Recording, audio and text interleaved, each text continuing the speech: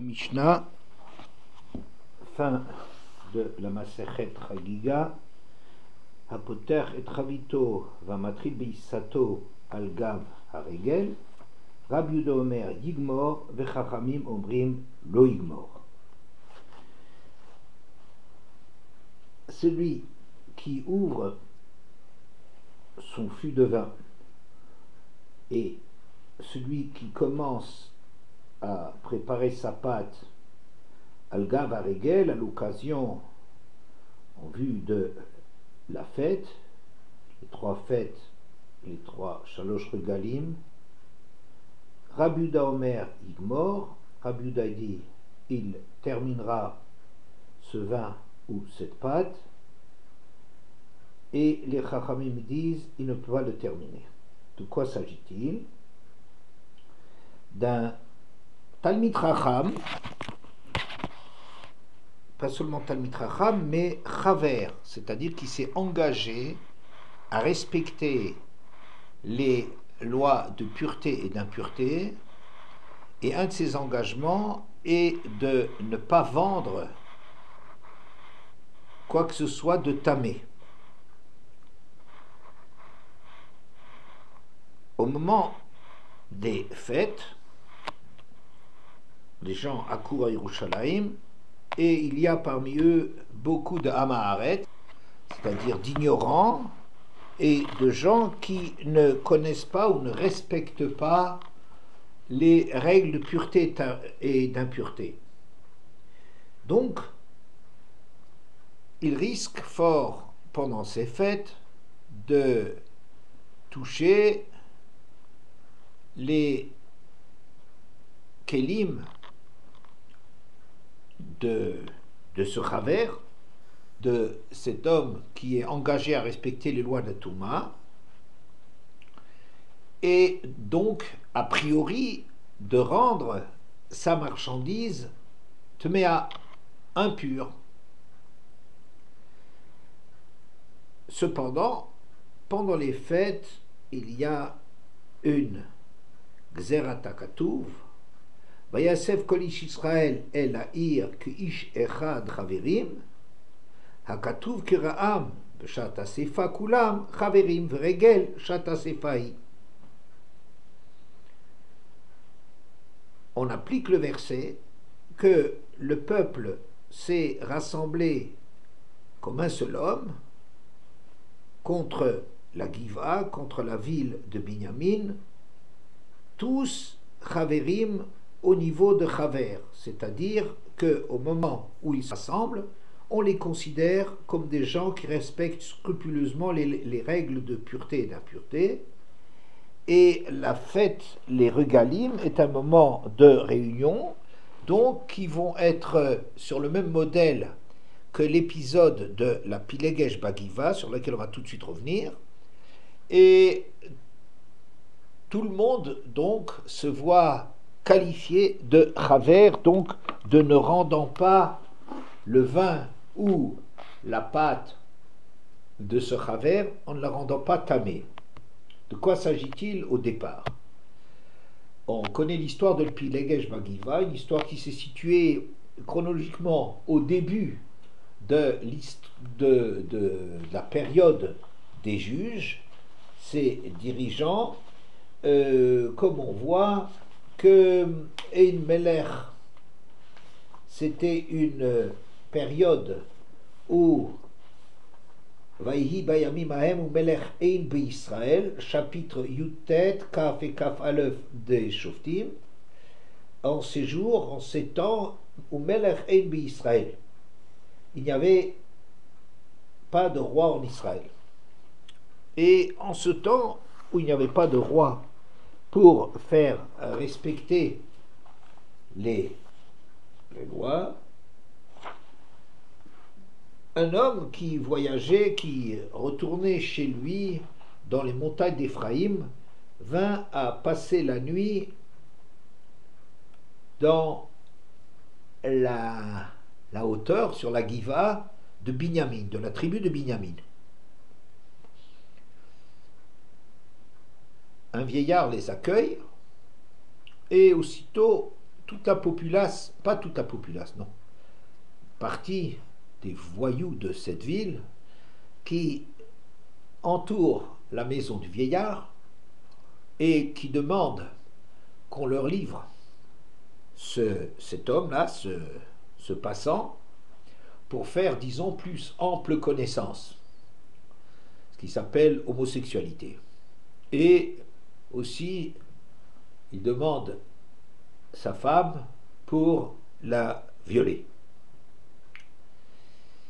Finalement, on leur jette en pâture cette concubine, la concubine de cet homme, de ce passant, et il la viole tant et si bien que le matin, quand notre passant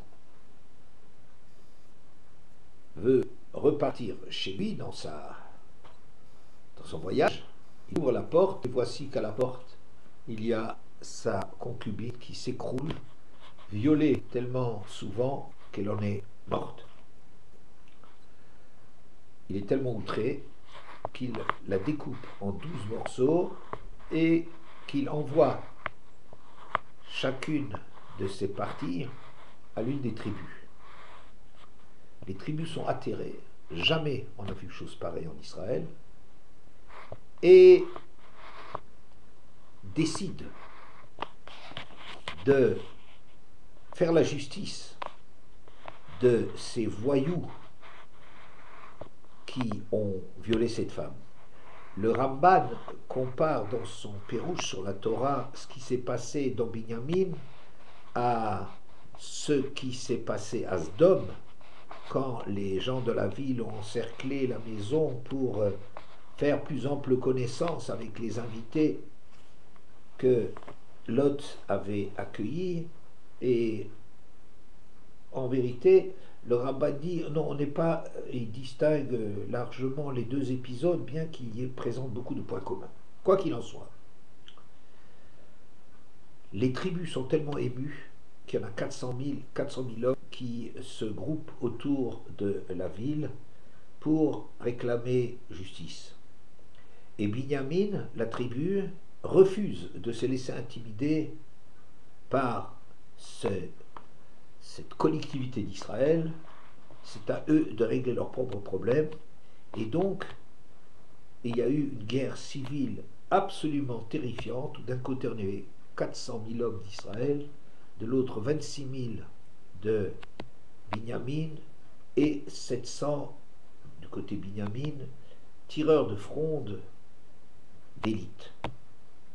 Ça a été, en fin de compte, un massacre tellement important de Binyamin que c'est à peine si cette tribu a survécu.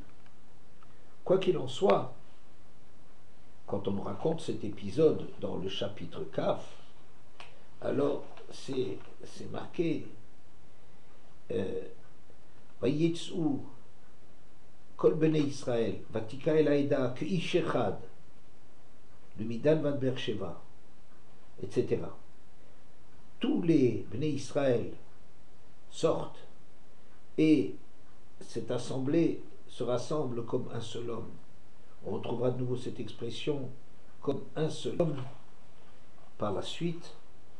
Et quoi qu'il en soit, verset Yud Aleph, celui qui nous intéresse principalement, Vayasef kol ish Israël el ha'ir k'ish echad chaverim, et tout homme d'Israël se rassembla, au singulier, contre la ville, comme un seul homme, tous chaverim, tous ont sur un même pied, tous unis. Chez nous, on va faire le drash, la dracha, le chaver, chaverim, talmid chacham. De là on apprend que, étant donné qu'ils étaient tous unis comme un seul homme, on leur attribue cette dimension de chaver d'être, de respecter les lois de pureté et d'impureté. Comme dans le texte cité au départ, dans Chagiga, on a affaire avec un Shat Asefa, un moment de se rassembler où tout le monde monte vers Yerushalayim, on attribue à cette période le din de Kulam Chaverim. Et donc, bien que cette masse d'Israël qui monte à Yerushalayim est également composée d'Am Haaretz qui risque de rendre le vin ou le pain du Chaver, des vendeurs qui respectaient scrupuleusement les lois de pureté et d'impureté, ils risquent de les toucher, eh bien, on considère que le fait qu'ils le touchent, leur maga, ne rend pas impur ce qu'il y a dans les tonneaux. Est-ce à dire que qu'on a considéré que au moment des fêtes, les Chachamim ont rendu tous les Kélim et leur contenu Tahor, comme si il n'existe plus de loi de pureté et d'impureté, et que même si quelqu'un, par exemple, avait déjà ouvert un tonneau de vin ou avait déjà apporté une pâte cuite avant, pétrie avant les fêtes, même s'il avait apporté avant, est-ce qu'elle va bénéficier de cette Touma et Tahara? Non, on n'en est pas là. C'est pas que l'autorisation de pureté est valable au lamite d'une façon définitive, mais c'est que le temps de la fête. Et le problème qu'il y a entre Rabbi Yehuda et les Chachamim est le suivant. Si, comme il est normal, à la fin de la fête, où donc le rassemblement finalement se disperse, et que chacun va à ses occupations et retourne chez lui, donc on ne bénéficie plus de ce héter, de cette autorisation de la fête, alors à partir de ce moment, normalement, tout devrait pouvoir redevenir impur. Alors, si c'est comme ça, vers la fin de la fête, les Chaverim, ceux qui détiennent là cette nourriture, ou ces boissons, ne sont pas incités à ouvrir encore et à commencer encore quelque chose qui finalement ne sera pas vendu d'ici la fin de la fête, et donc ils auront sur les bras au sortir de la fête.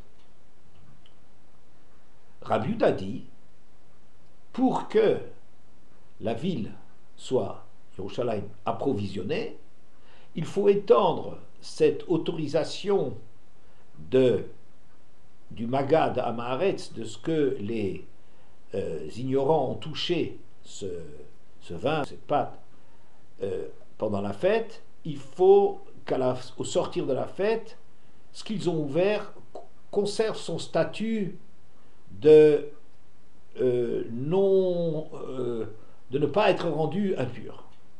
Sinon, les gens vont s'abstenir d'ouvrir, et donc la ville risque de se trouver en défaut d'approvisionnement. Et les Chachamim disent non. À la fin de la fête, on repart avec les lois normales. Si c'était exactement de ça qu'il s'agissait, on dirait que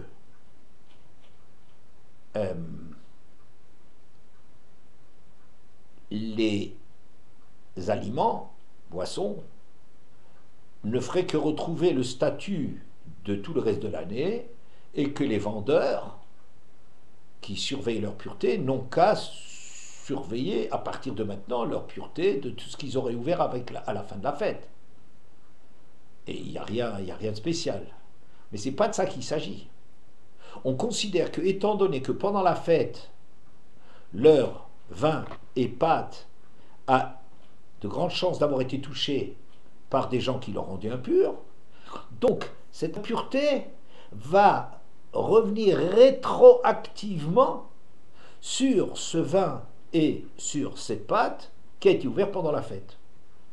Et c'est ça que Rabbi Yehuda veut éviter en disant Etirou, comme dit Rechava dans Betsa Yudalef Amoudbet, dans la Gemara, ce n'est pas une autorisation définitive de pureté qui a été donnée, mais Etirou Sofan Mishum Trilatan. Ils ont permis la suite à cause du début. Comme ils sont intéressés qu'au début, on ouvre, on approvisionne encore les gens qui se trouvent à Yerushalayim, et Tirou Sofan, à ce titre-là, à la fin de la fête, eh bien, on continue à considérer que ce qui a été touché pendant la fête a bénéficié de cette autorisation et ne redevient pas rétroactivement tamé, impur. Alors que les Chachamim disent non, rétroactivement ça devient tamé. Bien. Et cette pureté, dit Barthénora sur la Mishnah Zain de la fin du Perek de Chagiga, du traité de Chagiga, et dit cette pureté en vérité dont on jouissait pendant la fête, c'est sûr qu'elle a une prise d'effet rétroactive, puisque on nous décrit, et c'est ça la conclusion de tout ce traité de Chagiga, qu'à la fin des fêtes, on devait rendre pur tout ce qu'il y avait, tous les kélim du Beth Amikdash, tout ce qu'il y avait qui a pu être touché par des gens en état d'impureté. Il fallait faire un grand nettoyage 3 fois par année pour purifier de nouveau ce qui a pu être touché. Donc, l'impureté est revenue rétroactivement. Voilà. Le problème qui m'intéresse est cette contradiction entre le fait que pendant les fêtes, on considère que le fait d'avoir été touché par un ignorant, non respectueux, etc., que ça a une valeur, et de dire oui, mais à la fin de la fête, rétroactivement, les objets on se voit appliquer leur réalité d'avoir été touchés par des gens qui ne respectent pas nécessairement les lois de pureté et d'impureté. Alors de deux choses l'une.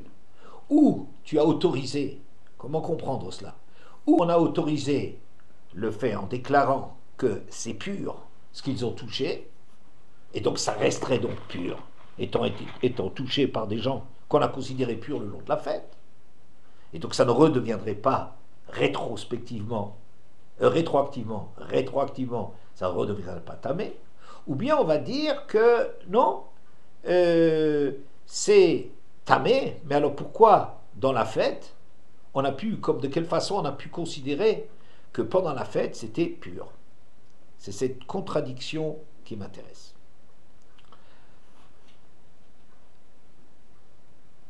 La réalité,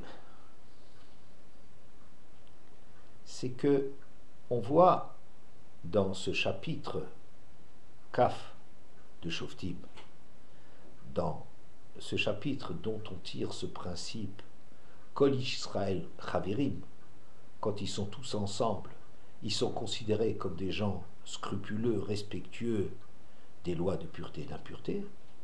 Quand on a considéré cela, comment est-ce qu'on a vu les choses?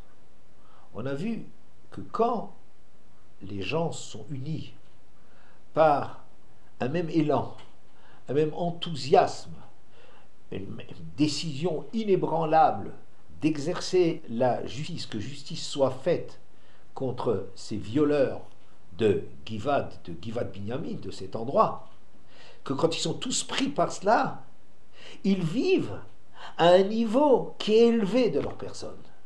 Quand on va au moment des fêtes de pèlerinage, des Regalim, quand on va à Yerushalayim, chacun est emporté par un élan collectif. On peut voir par exemple en Eretz, ou dans des endroits où il y a une très grande population juive, on voit qu'à certains moments de l'année, tout le monde est occupé à la même chose. Tout le monde est en train de courir pour faire les dernières courses. Ça veut dire qu'une personne, elle est ce qu'elle est, mais prise par l'ambiance environnante, elle elle oublie son individualisme, elle oublie son particularisme, elle oublie sa préoccupation individuelle pour se hisser à un niveau où on vit ensemble. Il y a des moments qui sont tellement grands dans lesquels on est invité à participer, Shat Asefa, à participer à quelque chose de grand, et cette participation à quelque chose de grand, elle fait que les gens deviennent grands. Les gens deviennent grands parce qu'ils arrêtent de regarder les choses sous l'angle de leur petite personne pour participer, pour dépasser leurs préoccupations habituelles. Ce sont les mêmes personnes qui, dans un cadre où on leur offre quelque chose de grand, commencent à évoluer à une distance, à une grandeur. C'est ça, je crois, ce qu'on appelle que la Touma a été oubliée, a été mise entre parenthèses pendant les fêtes. Ça n'est pas que les gens cessent d'être eux-mêmes. Les gens sont ce qu'ils sont. Chacun tel qu'il est, chacun ses motivations, chacun son individualité, mais cette individualité, au moment où elle est prise en charge, elle participe à quelque chose de grand, de collectif. C'est marqué, par exemple, Chayav Adam le Taïr Tatzmo, la règle qu'il faut se rendre pur pour au moment des fêtes, on va au mikvé. C'est peut-être pas seulement une halakha, c'est pas seulement une halakha de se rendre pur, mais ça veut dire quelque part de dépasser ce niveau individuel auquel s'attache la Touma, d'oublier cela, de dépasser cela pour vivre à un niveau de pureté. C'est une invitation à grandir. Ou bien, comme dans ces moments, il y a Yirae Kol Zrucha, que tout le monde a conscience de comparaître devant le juge suprême, il y a comme ça crée comme ça, c'est un appel à se voir grand parce qu'on te voit grand. Tu es grand quand tu acceptes d'être scruté. Tu es grand quand tu acceptes d'être regardé et jaugé à ta véritable valeur. Ça, c'est une grandeur dans la personne. Et c'est les moments des regalim, sont des moments où on fait appel à cette capacité qui est dans la personne, dans l'individu. Ce n'est pas qu'on n'est plus des individus. Ce n'est pas qu'on n'est plus ce qu'on est, mais on accède à un niveau qui est dans notre individu de participer à quelque chose de grand. Et donc, les gens, à ce moment-là, on sollicite chez eux une dimension qui dépasse les limites de l'individualité, or les lois de pureté et d'impureté, ou d'impureté, disons, sont liées, sont attachées à cette espèce de petitesse, à cette espèce de parcellarisation de la personne, à cet aveuglement, à ce timtum, venitmetem, et ils sont petits, on est obtus, on est replié, on est fermé. C'est ça l'impureté. Au lieu que la tahara, tahor, c'est pur, c'est l'éclat, c'est l'ouverture, quand on vit sur un mode de l'ouverture, il n'y a pas cette petitesse sur laquelle se greffent les lois d'impureté. Cette sanction de l'individualité n'existe pas. Donc, on va dire de façon générale, par exemple, Touma hutra betsibour. L'impureté est permise dans la communauté. Ce n'est pas le même problème que le nôtre, mais il y a quelque chose de commun, c'est-à-dire que quand on regarde un tsibour, quand on regarde les gens en tant que participants à quelque chose qui les dépasse, Touma hutra, l'impureté est autorisée, elle est permise, on n'y prend pas garde. Ce qui veut dire non pas qu'elle n'existe pas, elle n'est pas trouilla, elle n'est pas absente, mais le regard qu'on a sur ce moment d'enthousiasme, ce regard qu'on a, fait que hutra, c'est autorisé. Présent, mais autorisé. Alors, ici, pendant cet enthousiasme et cette grandeur, ce moment de grandeur, où chacun accède à un niveau élevé de sa personne, c'est la Touma et les Hutra. L'impureté est permise. Donc à ce moment-là, on bénéficie de la loi que ce qu'on touche, même à Amaretz, n'est pas impur. Mais en vérité, la réalité, c'est que l'individu est présent là-dedans, c'est une dimension de l'individu, mais l'individu est là. Donc, lorsque les lampions s'éteignent, en vérité, on dit, mais on n'a plus ce regard-là, et on n'a plus que le regard que c'était tout de même des individus dans lesquels existait la Tumata Maaretz, l'impureté d'un ignorant non scrupuleux. Et donc, à ce moment-là, on considérera à la fin de la fête, on considérera qu'au moment de la fête, en vérité, il était ce qu'il était. La personne ne s'est pas modifiée, elle a accédé à, mais c'est toujours la même personne. Et donc la loi, l'impureté qu'elle transporte, est bien présente, bel et bien. Donc pendant la fête, on ne regarde pas, on n'a pas un regard sur la personne, parce que la personne elle-même a oublié ce regard centré sur ses propres intérêts, sur son égocentrisme, et on n'y a pas prêté garde, mais elle était présente, et donc, une fois que l'autorisation a disparu, la personne, en vérité, était impure, et il faut nettoyer tous les coins et recoins qui ont pu être touchés par des Amaretz. La conséquence, me semble-t-il, de cela,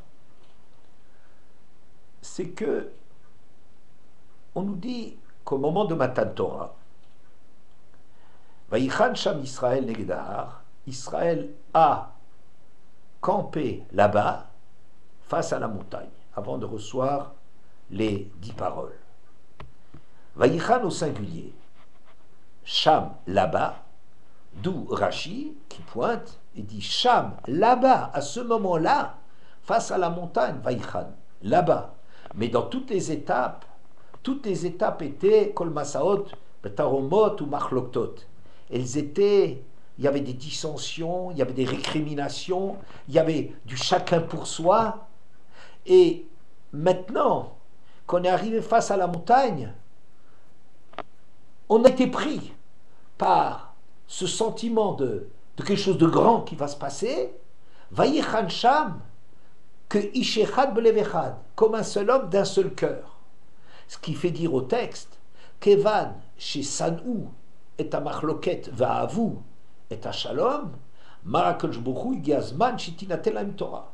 Étant donné qu'ils rejettent, qu'ils abhorrent, qu'ils détestent la division, et aiment et recherchent la paix, Akadosh Baruch Hu dit, c'est bien le moment où la Torah doit être donnée.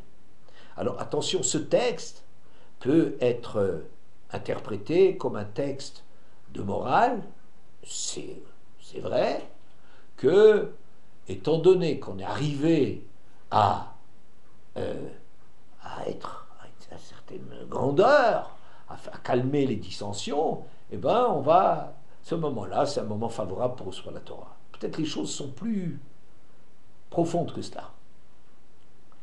Que partout, il y avait des récriminations. Toutes les étapes dans le désert, il y avait des récriminations. Pourquoi j'ai eu ça, et pourquoi l'autre il a cela, et pourquoi ceci, pourquoi cela. L'insatisfaction liée au fait de se vivre comme petit, comme une partie. La machloquette, il faut la haïr pour arriver à en sortir. C'est-à-dire que l'état naturel de la personne, c'est de vivre machloquette, comme un chelek, comme une parcelle, comme une partie. Et quand on se vit naturellement, non pas dans la dispute de machloquette, mais ça veut dire dans le fait d'être séparé des autres. On a nos intérêts qui ne sont pas partagés avec ceux des autres. On est notre propre centre d'intérêt. Étant donné qu'on est arrivé à ce niveau-là, c'est naturel. Mais dépasser cela, ça c'est une grandeur dans la personne. Et c'est la grandeur de sortir de l'état spontané, naturel, de se vivre comme un individu qui tourne autour de sa propre personne. Il faut pour cela détester la marloquette. Qu'est-ce que je veux dire aussi? C'est que si on est arrivé à cette dimension, alors c'est maintenant venu le moment de donner la Torah. Je dirais parce que la Torah, c'est pas qu'elle s'adresse à des individus qui sont bien polis ou polissés et qui ne se disputent pas, silence dans les rangs, ils sont prêts à écouter. C'est pas cela. C'est que la Torah, le partenaire de la Torah, c'est cette situation de la grandeur d'un homme qui refuse, qui prend conscience de la petitesse naturelle de sa personne et qui aspire de toutes ses forces à la paix, à quelque chose de faire partie de quelque chose qui le dépasse. La Torah, le partenaire de la Torah, c'est pas l'individu, quel qu'il puisse être, comme il dit Rav Reiman, une fois entendu, qui dit l'Echret Kishichet Abra, comme Moshe Rabbeinu, et reçoit la Seret Adibrot, et il est au niveau le plus élevé qu'un homme puisse atteindre, mais que le peuple est en train de faire le veau d'or. Alors Hachem dit Red, descends d'ici, tu ne m'intéresses pas à titre d'individu brillantissime et tout ce que tu veux, tu ne m'intéresses pas, ton peuple est en bas de la pente, eh bien va, rejoins-le, tu fais partie du peuple, c'est pas l'individu qui est mon partenaire, c'est le peuple. Et donc, la Torah est une Torah qui est donnée à des gens qui accèdent, qui aspirent de toute leur force à cette dimension de rejoindre quelque chose de collectif qui se trouve en nous, mais qui dépasse la perception immédiate, habituelle que nous avons de nous-mêmes.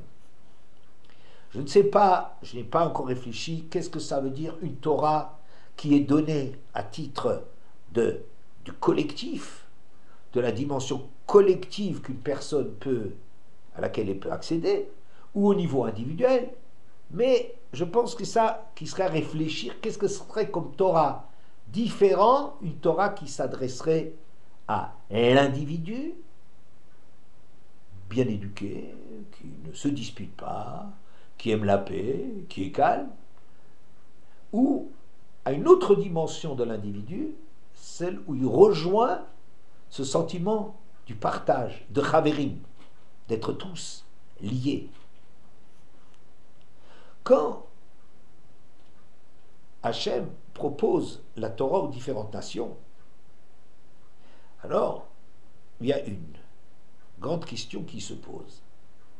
C'est que, puisqu'Hachem est fair-play, si l'on peut dire, et Motrounia, il n'y a pas de triche, les dés ne sont pas pipés, chacun sa chance, et qu'Hachem lui propose la Torah, alors quand les nations vont demander mais qu'est-ce qui est marqué dans la Torah, alors Hachem leur répond justement ce qui va les démobiliser et leur faire prendre en grippe la Torah.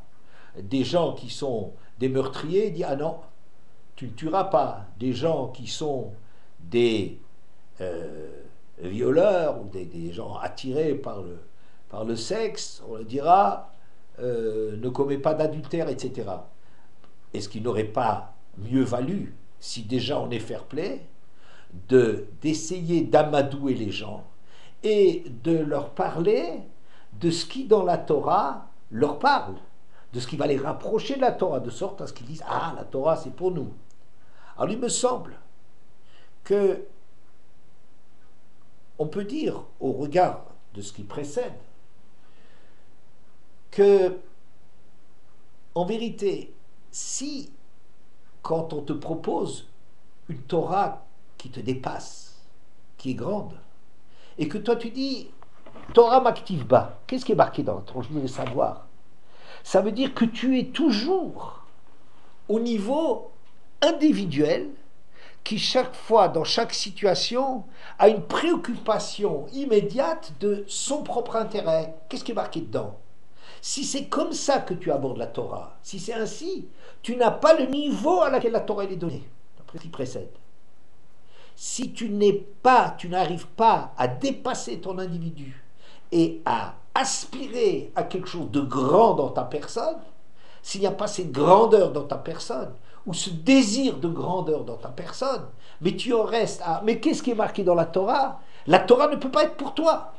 C'est pas une question que Hachem il n'est pas fair-play. Il dit mais la Torah ne te concerne pas parce que le partenaire de la Torah, c'est un homme qui est grand. Et ainsi, on peut reprendre ce qu'une fois on a dit à propos du choix de la divinité du mouton bélier chez les Égyptiens. Il y a quelque chose de très étonnant à ce que parmi les divinités, l'Égypte ait choisi le mouton. C'est très étonnant, c'est pas une bête glorieuse. Hein, on aurait dit un aigle, comme les Américains, comme les Allemands, un aigle, un lion, un coq, animal individuel, animal qui nourrit la cour. Ça, c'est quelque chose de glorieux. À cela, on peut s'identifier. Mais le mouton, alors, j'ai une fois expliqué, il y a longtemps, que dans les nations, il y a un drame que les gens ne partagent pas leur solitude. C'est des solitudes, un groupement de solitudes, d'individualité qui pris par leurs propres problèmes. Et faire troupeau, l'instinct grégaire du mouton, il y a quelque chose d'exaltant, à une aspiration dont ils sont incapables. Mais cette aspiration, au moins la réalisation incapable, mais au niveau de l'aspiration de faire partie de quelque chose, d'oublier son individualisation, sa petitesse, le fait de vivre toujours à travers le prisme de son regard sur soi-même. Et on n'a qu'à voir, quand est-ce qu'il y a des moments de communion parmi les nations, ça va être le concert d'un Johnny Hallyday, on arrive d'un Bob Marley, on arrive à oublier, à être pris par une ambiance où on oublie enfin notre petitesse, notre problème tourné vers lui-même, ou bien une compétition sportive, un grand match de foot qui mobilise toutes les énergies, on s'oublie là-dedans. Ou bien le fascisme. Fascisme, c'est une proposition comme ça d'oublier, de se ranger à un drapeau qui nous fait grandir. Mais de quelle façon il nous fait grandir? Il nous fait grandir en nous faisant oublier notre petitesse. Le fait de s'identifier à une cause qui nous dépasserait, celle d'une nation, celle d'un drapeau, ou d'oublier ça dans une exaltation où on est tous en train de trépiller, mais individuellement chacun en train d'oublier la difficulté d'être un mouton. Ça, c'est la divinisation du mouton. Ça, c'est aspirer à quelque chose dans lequel on s'oublie. Puis Israël, pourquoi ils étaient rejetés et haïs par les Égyptiens? Parce qu'ils mangeaient le mouton, ils égorgeaient le mouton. C'est-à-dire, ils surmontent cette tentation de s'oublier dans la masse, ils oublient cela, ils dépassent cela, et leur façon de vivre la Sefa, c'est de dépasser, non pas d'oublier. Ils viennent avec leur impureté, ils sont impurs, ils peuvent être petits, mais c'est une petitesse qui à un certain moment a trouvé une cause dans laquelle c'est l'aspect grand de la personne, c'est l'aspect d'ouverture, c'est l'aspect du dépassement de la personne qu'ils sont arrivés à joindre.